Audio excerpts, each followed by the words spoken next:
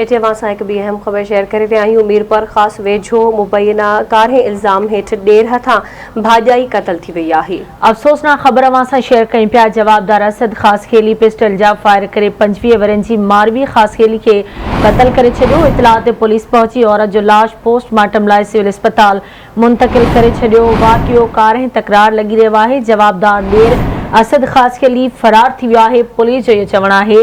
अहम ख़बर खे ॾियूं पिया। अफ़सोसनाक वाक़ियो पेश आयो आहे। मीरपुर ख़ासि वेझो मुबैना तौर कारे इल्ज़ाम हेठि ॾेर हथां भाॼाई क़तल थी आहे।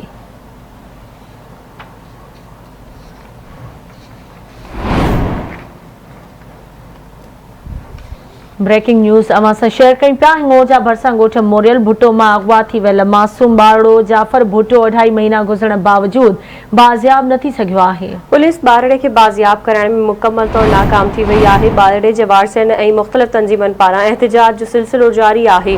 हिंगोर जा भरिसां ॻोठ मोरियल भुट्टो मां अगवा थी वियल मासूम ॿारड़ो जाफ़र भुट्टो 2.5 महीना गुज़रण बावजूद बि बाज़ियाब न थी सघियो आहे। पुलिस ॿारड़े खे बाज़ियाब कराइण में मुकमल तौर ते नाकाम थी वई आहे। ॿारड़े जे वारसनि ऐं मुख़्तलिफ़ तंज़ीमनि पारां एहतिजाज जो सिलसिलो जारी आहे।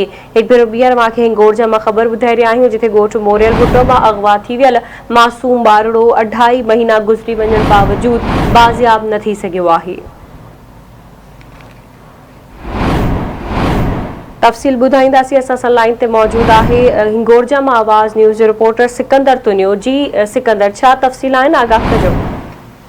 जीअं त हिंगोर जा थाने जी हद ॻोठ मोहम्मद मोरियल भुट्टो मां अगवा थियल 4 साला मौसूम निंगर जाफ़र भुट्टो खे 2.5 महीना मुकमल थी विया आहिनि, पर पुलिस इंतज़ामिया मौसूम निंगर खे बाज़ियाब कराइण में मुकमल तौर नाकाम थी वई आहे।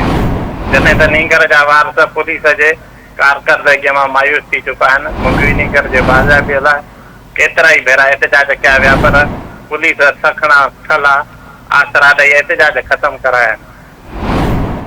ठीक है, मुझ मेहरबानी सिकंदर अपडेट करण जे लाइ।